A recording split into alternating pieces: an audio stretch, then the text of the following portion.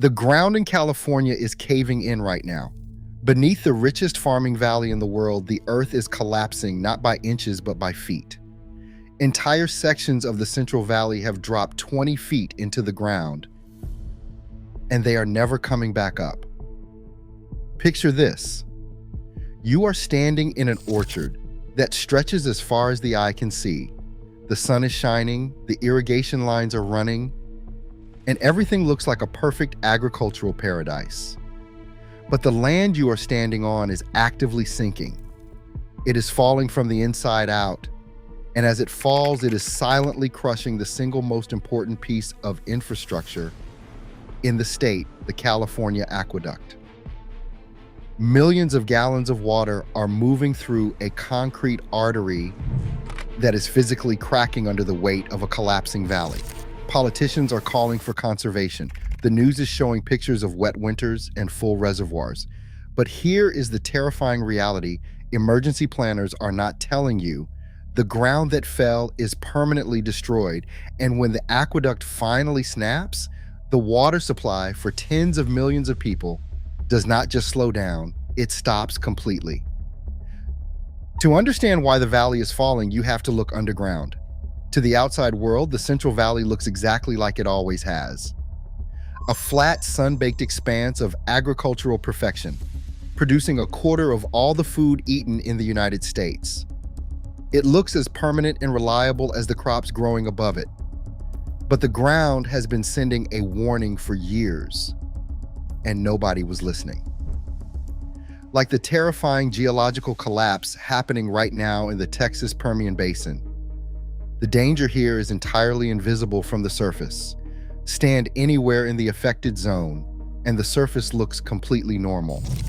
But beneath that surface, in places no human eye can reach, the foundation is hollow. The Central Valley was built on soft, porous soils, essentially an ancient underground sponge of mud, water, and gravel. For thousands of years, rain and snowmelt trickled down, filling the microscopic spaces between the dirt. But to build endless miles of farms and keep them green in a desert, developers pumped the water out. They drilled deeper and deeper, pulling up ancient water that had been trapped there since the last ice age. When you pump the water out of a sponge, the sponge shrinks and the dirt compacts under its own weight. The entire region is experiencing massive, accelerating subsidence. In some areas, the valley floor is sinking by more than a foot every single year. That sounds like a small number until you realize it is compounding year after year, decade after decade. The streets are dropping, the foundations are dropping, and the massive concrete canals that keep the entire state alive are dropping right along with them. The arrogance of the California water system is staggering. For a century, engineers treated the state like an industrial plumbing project. They built massive dams, poured millions of tons of concrete, and forced water to move hundreds of miles from the wet mountains in the north to the dry deserts in the south. They built the California Aqueduct, a sprawling network of channels and pipelines designed to do one impossible thing: sustain an empire in a place where nature never intended one to exist. The entire system relies on one fundamental principle of physics: gravity. The aqueduct was engineered with a perfect microscopic downward slope, allowing billions of gallons of water to flow effortlessly southward. It is a masterpiece of precision engineering, but that precision relies on the ground beneath it remaining perfectly still. And the ground is not still.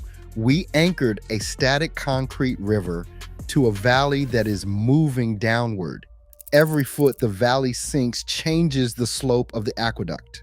What used to be a steady downward gradient has turned into a series of massive dips and bowls. Water flows into these sunken areas and simply pools there.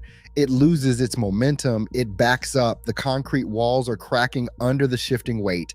Bridges that once sat high above the water are now sinking dangerously close to the surface. It is a frantic multi-million-dollar war against physics Inside the State Water Project, engineers are forced to run massive industrial pumps constantly, trying to push water out of the sunken bowls and over the newly formed ridges. It is a mechanical heartbeat keeping an unnatural environment alive. But we did not defeat the desert. We negotiated a temporary truce, and nature does not surrender. It probes for weakness at the surface, waiting for the math to stop working. Every time an atmospheric river rolls across the Pacific and dumps snow on the Sierra Nevada mountains, people exhale. The reservoirs fill up. The local news shows footage of rushing rivers. The headlines immediately call it a recovery. The governor holds a press conference to celebrate the end of the drought. Do not believe the headlines. We saw this exact same psychological trap play out at Hoover Dam. After Lake Mead hit historic lows, a good winter of snowpack pushed the lake levels up slightly. Politicians pointed to the rising numbers as proof the system was working. But a 30-foot rise in a lake that is still 140 feet below full is not a recovery, it is a pause. The white ring on the canyon walls keeps climbing because the math underneath that temporary rise has not changed at all. The water came back just enough to make people stop asking the right questions. And that is the most dangerous part of all. While politicians celebrate the wet winters and full reservoirs, they are quietly hoping you do not notice the ground collapsing beneath the Central Valley. We put countless hours of intense research into exposing these infrastructure failures and putting these videos together. If you are finding value in this deep dive, please drop a like, subscribe to the channel, and leave a comment below. Your support is the only thing that helps us bypass the algorithm and share this reality before the ground completely gives way. The same is true for the Central Valley. Surface water filling a reservoir is not a victory. The underground aquifers that hold the foundation of the state together took thousands of years to fill. A few wet months do nothing to replace what was lost. The dirt has already compacted, the sponge has already been crushed. When the ground sinks, it permanently destroys the space where the water used to live. Even if you flooded the entire valley tomorrow, the earth would not absorb it. The ground is not going to inflate back up. The headlines celebrating the wet winters are masking the lie. They are measuring a fluke and pretending it is a permanent guarantee. But the math is broken, and every year that passes makes the basin a little bit drier and the ground a little bit lower. The scale of what is breaking down right now goes far beyond cracked canals. The Central Valley is the central artery of American agriculture. If you eat almonds, pistachios, grapes, or tomatoes anywhere in the United States, you rely on this valley. When the aqueduct chokes, the farms dry up. The consequences ripple outward, destroying livelihoods in real time. Hundreds of thousands of acres of working farmland have already been abandoned, completely dry, because the water they relied on simply vanished. Families who work the land for generations are watching the ground shift beneath fields their grandparents broke by hand. And it is not just the farms, it is the people. Small towns and rural settlements sit on land where the wells are suddenly pulling up dirt. People are turning on their kitchen taps and hearing nothing but a hollow hiss. Entire communities are relying on bottled water delivered by the state because the underground ocean they built their lives over has been completely emptied. The economic shockwave will be instantaneous. When the food supply vanishes, the prices of whatever remains will skyrocket. A water emergency in the Central Valley becomes an inflation crisis in every grocery store in the country. Working families from New York to Florida will be priced out of basic fresh food. We built an entire global economy on the arrogant assumption that the Central Valley would always be there to carry the weight. We treated the underground aquifers like a permanent bank account, but you cannot negotiate with physics. So what exactly did all the engineering buy us? It bought exactly what the Southern Nevada Water Authority bought when they drilled a 3-mile tunnel under a dying Lake Mead.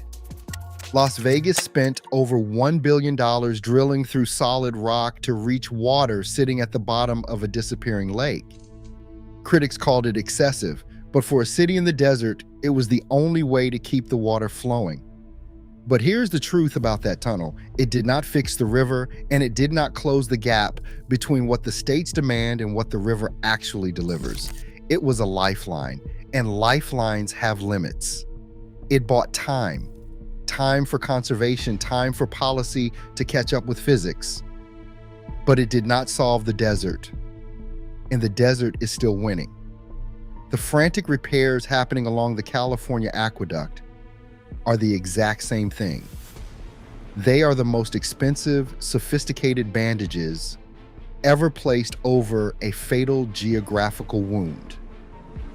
They secure the water flow for now, but they cannot guarantee survival against a valley that continues to collapse. The engineers know this. The state quietly acknowledges that the system will essentially expire. It will need to be raised again, reinforced again. Billions more poured into a concrete channel that is slowly being swallowed by the earth.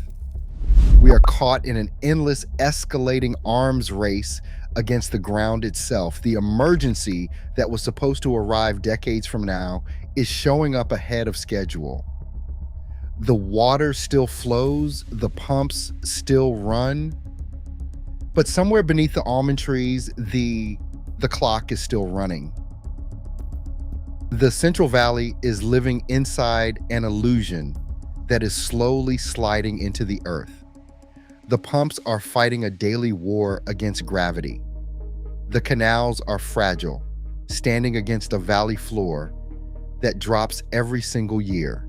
The engineering that holds this massive system together is extraordinary, but it is fundamentally built on the assumption that nature will eventually stop pushing. Nature never stops pushing.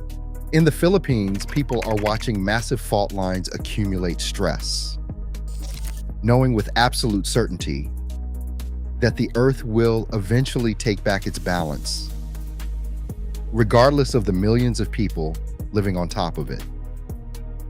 The collapsed aquifers of California operate with that same patient, relentless indifference.